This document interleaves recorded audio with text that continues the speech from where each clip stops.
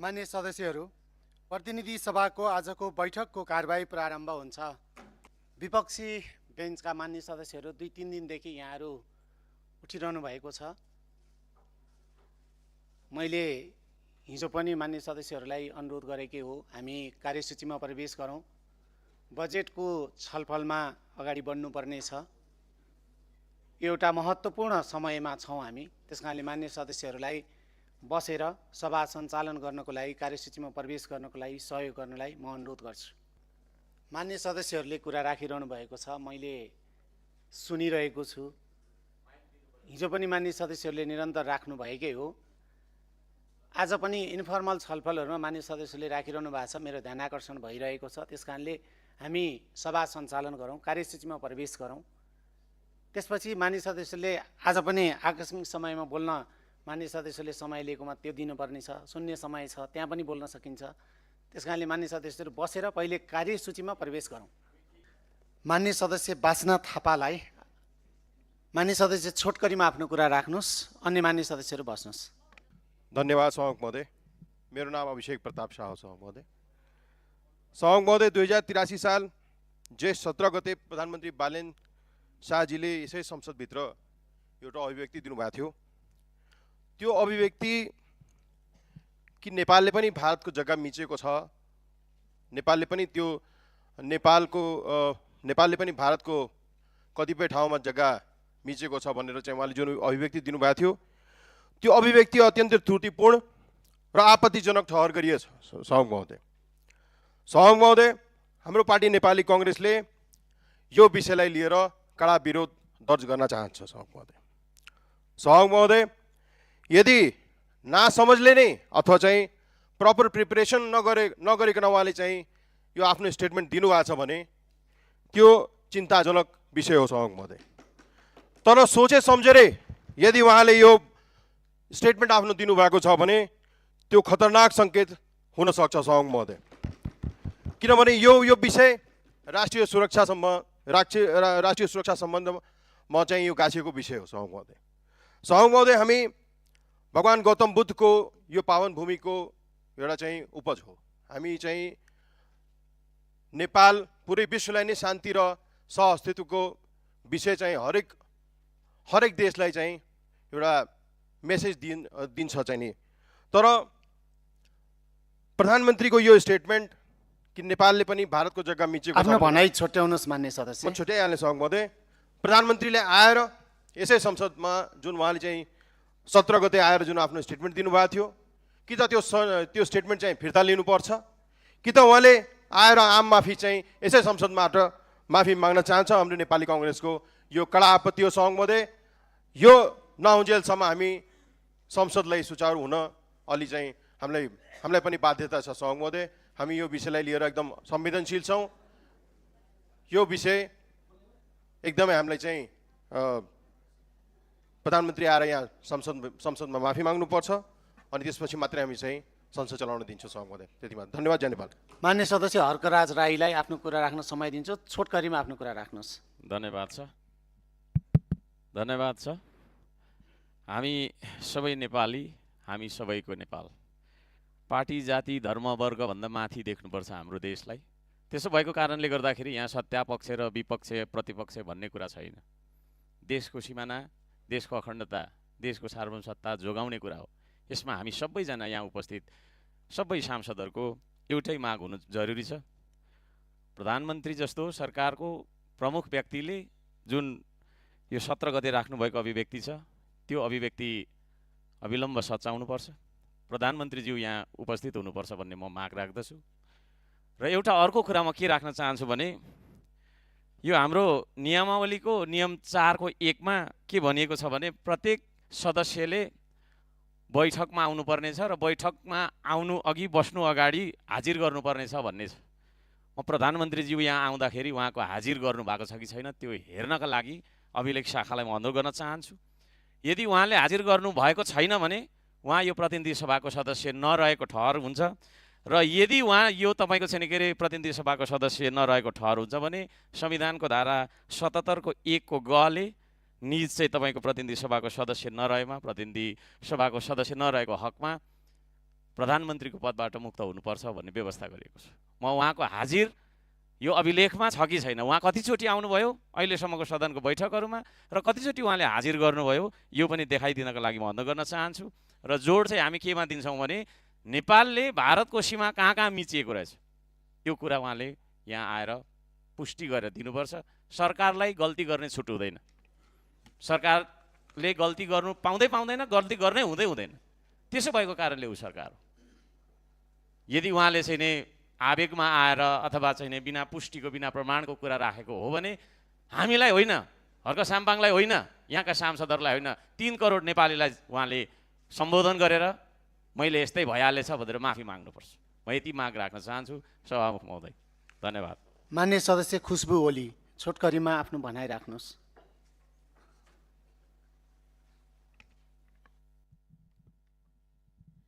सम्माननीय सभामुख महोदय, हिजोसम्म नेपालको 1 इन्च भूमि पनि नछड्ने कुरा गर्नेहरू आज आफ्नै नेताको बचाउ गर्न नेपालले भारतको भूमि मिचेको प्रमाण खोजेर हिँडिराखेको छन्। यो भन्दा दुःखद केही हुन्छ जस्तो लाग्दैन। प्रधानमन्त्रीज्यूले हिजो व्यक्त गर्नुभएको अभिव्यक्ति कूटनीतिक, कानुनी र राष्ट्रिय सुरक्षाको दृष्टिले अत्यन्त गम्भीर विषय बनेको छ।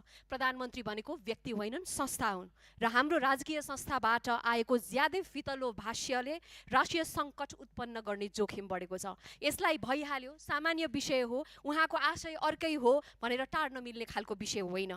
अन्तर्राष्ट्रिय कानुनको स्टोपेल सिद्धान्त अनुसार राज्यका आधिकारिक अभिव्यक्तिहरू पछि अस्वीकार गर्न कठिन हुन्छन्, जसले राष्ट्रिय दाबी कमजोर पार्न सक्छ। यस्ता संवेदनशील विषयमा सार्वजनिक पदाधिकारीले अत्यन्त सावधानी, जिम्मेवारी बोध र कूटनीतिक परिपक्वता सहित भाषा प्रयोग गर्नुपर्ने अनिवार्य हुन्छ, किनभने यसले देशको अन्तर्राष्ट्रिय छवि र हितलाई हानि गर्न सक्छ। आजभोलि केही मानिसहरू आफ्ना नेताले जे भन्यो त्यसलाई सही साबित गर्न देशकै विरुद्ध प्रमाण खोज्न दौडिरहेको छन्। देशको सीमा, सार्वभौमिकता र राष्ट्रिय स्वाभिमान बहसका विषय हुन सक्छन्, तर नेताको एउटा अभिव्यक्तिलाई बचाउन, आफ्नो राष्ट्रकै दाबी कमजोर बनाउने काम कदापि राष्ट्रवाद होइन र यो सदनको सम्मानित माननीय ज्यूहरूले त्यस किसिमका गतिविधि नगर्न आग्रह गर्न चाहन्छु। नेता पूजा गर्ने, व्यक्ति पूजा गर्ने यति खतरनाक हुन्छ कि एक दिन मानिसले आफ्नो नेताको बचाउ गर्दै आफ्नो देशको पक्ष छोडेको यहाँहरूलाई स्मरण पनि रहँदैन। त्यसैले मैले सम्पूर्ण सदनलाई भन्न चाहे र यसमा अर्को कुरा राख्न चाहन्छु। सम्मानित सदनमा यस सभाभित्रका अभिव्यक्तिहरूलाई टेक्निकल रूपमा सच्याउन वा पुनः व्याख्या गर्न त सकिएला, तर मेरो गम्भीर चिन्ता छ। मेरो चिन्ता इन्टरनेसनल मेन स्ट्रिमिङ र विश्वव्यापी मिडियामा गइसकेको मेसेजप्रति पनि हो। प्रतिध्वनिहरू निर्माण भइसकेका छन्, हामी नेसनल र इन्टरनेसनल मिडियामा गएका मेसेजेसहरूलाई सच्याउन वा हटाउन सक्दैनौँ। अर्को कुरा, एकपटक कुनै अभिव्यक्ति अन्तर्राष्ट्रिय कूटनीतिक वृत्तमा प्रवेश गरेपछि त्यो अपरिवर्तनीय कूटनीतिक छापको रूपमा स्थापित हुन्छ, जसलाई न मेटाउन सकिन्छ, न फिर्ता लिन सकिन्छ, न त सहज रूपमा सच्याउन सकिन्छ। र अन्त्यमा त्रुटि भएको छ। सम्माननीय सभामुख महोदय, हामी सबै सिक्दैछौँ, सिक्ने क्रममा छौँ। प्रधानमन्त्रीज्यू पनि नयाँ हुनुहुन्छ। हामीले आफ्ना त्रुटिहरू यो सिकाइ र भोगाइको क्रममा सच्याउनु पर्ने हुन्छ। र अर्को कुरा म यहाँलाई निवेदन गर्न चाहन्छु, आज फेरि तपाईँले पेलेर सदन चलाउनु भन्दा पनि सबै दलका शीर्ष नेताहरूलाई डाकेर, विधायकहरूलाई डाकेर एउटा छलफल राख्नु। हामी यो मुद्दालाई राष्ट्रको गरिमासँग जोडेर हेरौँ र प्रधानमन्त्रीज्यूलाई पनि यो आफ्नो अभिव्यक्ति सच्याउनको लागि र उहाँले यसमा स्पष्टीकरण दिनको लागि हामी अनुरोध गर्न चाहन्छौँ। धन्यवाद। मान्य सदस्य युवराज दुलाल, छोटकरीमा आफ्नो भनाइ राख्नुहोस्।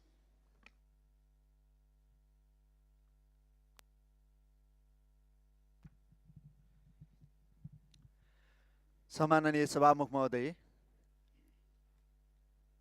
प्रधानमन्त्री यो देशको प्रधानमन्त्री हो, मेरो पनि प्रधानमन्त्री हो र आम नेपाली नागरिकको प्रधानमन्त्री हो। उहाँ एउटा कुनै पार्टीको प्रधानमन्त्री हुँदैन। हाम्रा फरक विचारका बावजुद पनि उहाँको राष्ट्रको प्रमुख अभिभावक हुनुको नाताले प्रधानमन्त्रीज्यूले संसदमा बोल्नुभएको सीमा सम्बन्धी विवाद धेरै नै ठुलो राष्ट्रको चिन्ताको विषय हो। यो हाम्रो कुनै व्यक्ति विशेषको र दल विशेषको चिन्ताको विषय होइन, यो सिङ्गो राष्ट्रको चिन्ताको विषय हो र यो राष्ट्रिय चिन्ताको विषयको समस्याको समाधान यो संसदबाट निस्कनै पर्छ।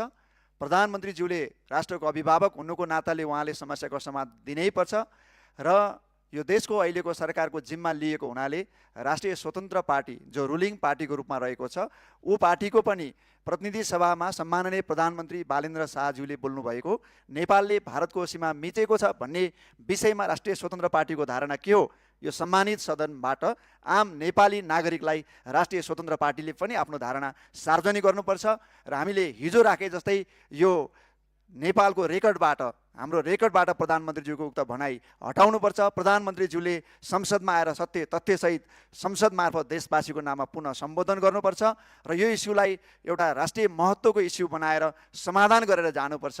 हामी यो सदन सहज ढङ्गले सञ्चालन होस्, बजेट छलफल भएर पारित होस् र कानुन निर्माणको कुरा जुन नेपाली जनताले हामीलाई जिम्मा दिएर पठाउनु भएको छ निर्वाध रूपमा चलोस् भन्ने कुरामा कहीँ कन्फ्युजनमा छैनौँ। हाम्रो सदन डिस्टर्ब गर्ने कुनै पनि नियत छैन। त्यसकारणले साउन 1 गतेबाट लागू हुने नयाँ आर्थिक वर्षको बजेट भन्दा देशको सिमानाको बारेमा प्रधानमन्त्रीज्यूले बोल्नुभएको विषय असाध्यै संवेदनशील र गम्भीर विषय भएको हुनाले उच्च स्तरीय राजनीतिक छलफल बहस बैठक र सदनको पनि सभामुखज्यूको पनि पहलबाट यसको समस्या अविलम्ब होस्, सभामुखज्यूबाट प्रधानमन्त्रीलाई रुलिङ होस् र यसको समस्याको समाधान होस् भन्ने धारणा हाम्रो दलको रहेको कुरा राख्दै म आफ्नो भनाइ टुङ्ग्याउँछु। धन्यवाद। मान्य सदस्य गणेश सिंह ठगुन्नालाई समय दिन्छु। छोटकरीमा आफ्नो भनाइ राख्नुहोस्। सम्मान्य सभामुख महोदय, यही जेठ 17 गते सम्मान्य प्रधानमन्त्रीज्यूले यही रोस्टमबाट मान्य सदस्यज्यूहरूले उठाएको प्रश्नको उत्तर दिने सन्दर्भमा नेपालले पनि भारतको सीमा मिचेको छ भन्ने यहाँ अभिव्यक्ति दिनुभयो। यद्यपि त्यसको पछि विभिन्न किसिमका व्याख्या विश्लेषण भइरहेका छन्, तर पनि यो संसदको रेकर्डमा सुरक्षित छ। देशको सर्वोच्च कार्यकारी प्रमुखले त्यो पनि यो सार्वभौम संसदमा बोलेको कुरा यहाँ सबैलाई थाहा भएको विषय हो। यो गम्भीर आपत्तिजनक विषय छ, देशहित विपरीत छ र हाम्रो सार्वभौमिकता र भौगोलिक अखण्डतामा आँच आउने अभिव्यक्ति छ। यदि यो भुलवश अन्जानमा अथवा कुनै टङ स्लिप भएर भएको भने यसलाई धेरै लामो लाग्नु हुँदैन। यसले देशलाई ठुलो क्षति पुर्याइरहेको छ। हाम्रो देशभित्र एउटा यसमा आशंका उत्पन्न भइरहेको छ। उहाँले यो सदनमा आएर त्यो भुलवश त्यो शब्द आएको छ, त्यो होइन, हाम्रो देशको अडान यो हो भनेर हामीले साझा अडानका साथ अगाडि जान सकिन्छ। यसमा धेरै ठुलो हामीले यो इस्युलाई अगाडि बढाउनु उपयुक्त छैन। यहाँ जनताको अगाडि त्यो गल्तीवश भएको कुरालाई उहाँले स्वीकार गर्दै क्षमा याचना गर्दै अगाडि बढ्नुपर्छ। यदि नियतवश यस्तो कुरा गरेको भने यो गम्भीर आपत्तिजनक विषय हो। यो गम्भीर आपत्तिजनक विषय नियतवश भएको भए उहाँले राजीनामा गर्नुपर्छ भन्ने हाम्रो मान्यता रहेको छ। सम्मान्य सभामुख महोदय, मैले पहिले पनि भनेको थिएँ नीति कार्यक्रमको बेलामा, यो सीमा विवाद र अतिक्रमण छुट्टै विषय हुन्। अतिक्रमणको लागि शक्ति प्रयोग हुन्छ। आज कालापानी, लिपुरेक र लिम्पियाधुरामा 398 वर्ग किलोमिटर भूमिमा भारतीय सेनाको ब्रिगेड छ। आइटिबिपी का दर्जनौं बटालियन छन्, एसएसबी का दर्जनौं पोस्ट छन्। तब त्यहाँ सीमा अतिक्रमण भएको छ र मिचिएको छ। नेपालले कुन सीमा कसरी मिचिएको छ? एउटा नदीले कहीँ धार बदल्ने बित्तिकै, एउटा किसानका गरा खेतमा यताउता हुने बित्तिकै त्यसलाई देशले सीमा मिचेको छ भन्ने कुरा देशको कार्यकारी प्रमुखले भन्न मिल्छ? सदनमा त्यो कुरा गर्न मिल्छ? त्यसलाई हामीले चाहन्छुने कुरा र सामान्य कुरा लिएर हामी बजेट छलफल अनुकुरामा जानु कुरा कति उपयुक्त हुन्छ? यसर्थ यो गम्भीर एउटा राष्ट्रियताको लागि, हाम्रो देशको भौगोलिक अखण्डताको लागि र हामीले उठाएको कालापानी, लिपुरेक र लिम्पियाधुरामा जुन किसिमको दाबी, प्रमाण र जुन किसिमको तथ्यले हामी अगाडि बढिरहेका थियौँ र हामीले नक्सामा सामेल गरेका थियौँ, त्यसलाई कमजोर पार्छ। त्यसमा नेपालको दाबीलाई कमजोर पारिरहेको छ र आज भारतका विभिन्न परराष्ट्र विज्ञहरू र भारत सरकारले त्यसै वक्तव्यमा टेकेर नेपालमा थप प्रहार गर्ने न्यु खोजिरहेको छ। यसकारण यो गम्भीर विषयवस्तु भएको हुनाले यस कुराको छिनाफानो भएर मात्रै सदन अगाडि बढोस् भन्ने कुरा राख्न चाहन्छु। धन्यवाद।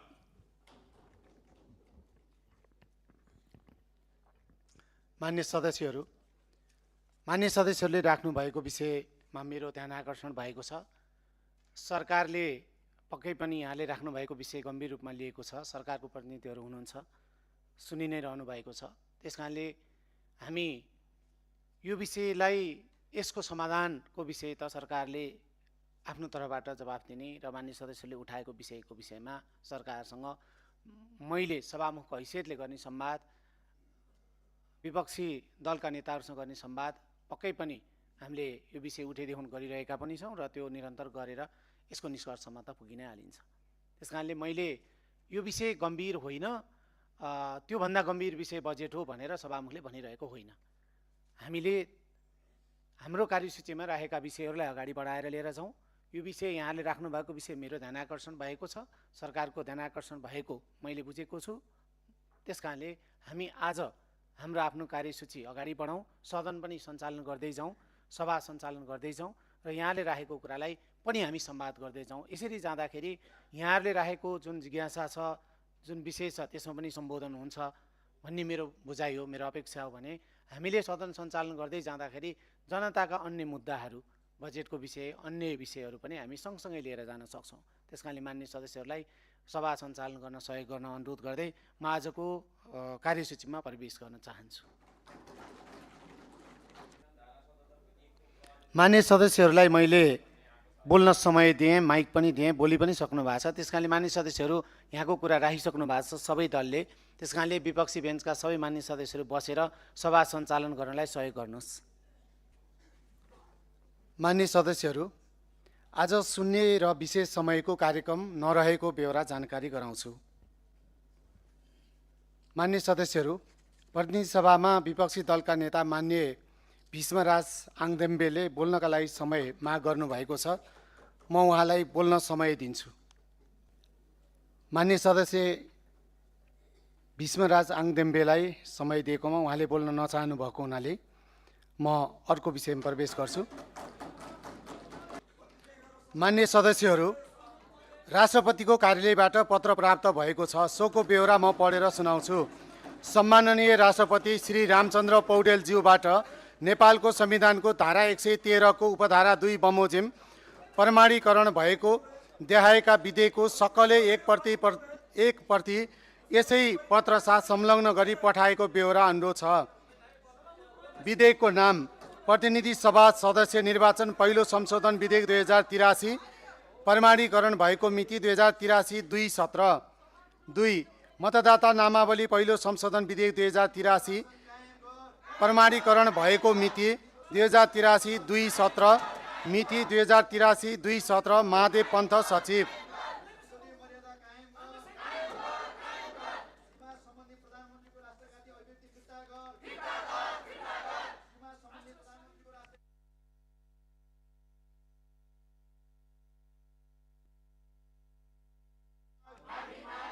मान्य सदस्यहरू,